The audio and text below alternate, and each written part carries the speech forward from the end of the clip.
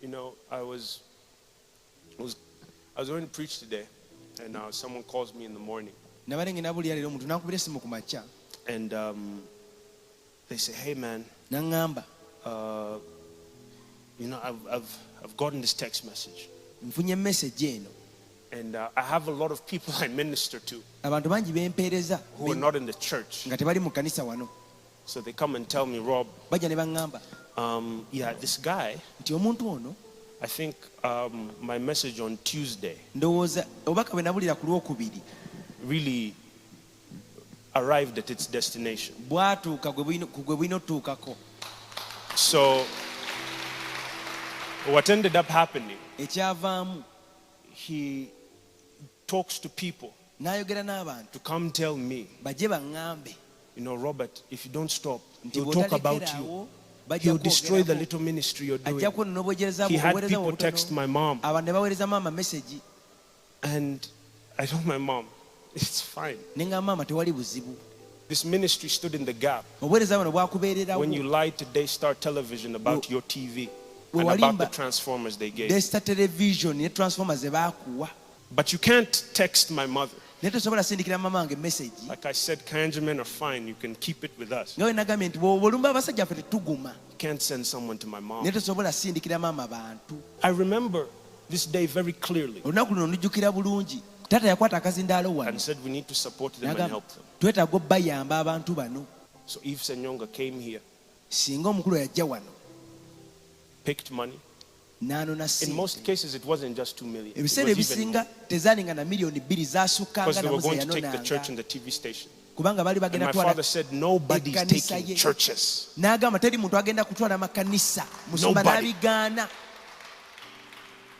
You're causing tears in the hearts of so many with lies. With lies. You don't want to go to the police, you want to argue on a platform. I'm sorry, but you are not an authority in the country. You have to be reminded of that. I meet people here and I have to encourage them. I meet people outside, I have to encourage them. They are so mad. The whole country is in a standstill of worrying for the church as a whole. And there's no need to worry about the church. Church, hear me. There's a revival here. Miracle signs and wonders are happening. Apostle Grace is doing a phenomenal job. Worship Harvest is doing a great job. Watoto is doing a great job. Lives are being saved. I've never seen so many people come to Jesus in our children's ministry, in our youth ministry. One man has cast a shadow to make the country think we must fast and pray. Don't fall trap to someone who has been lying their whole life. We are the only country where I can tell you we have churches everywhere, street preachers everywhere. The first daughter is a pastor. What crisis are you casting over this land? That is not a declaration. People don't declare that over this country, that the church is in crisis. It's one man. So many young pastors getting married.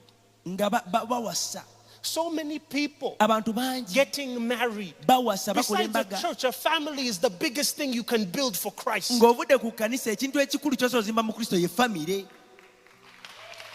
But people feel discouraged because one man has reached a point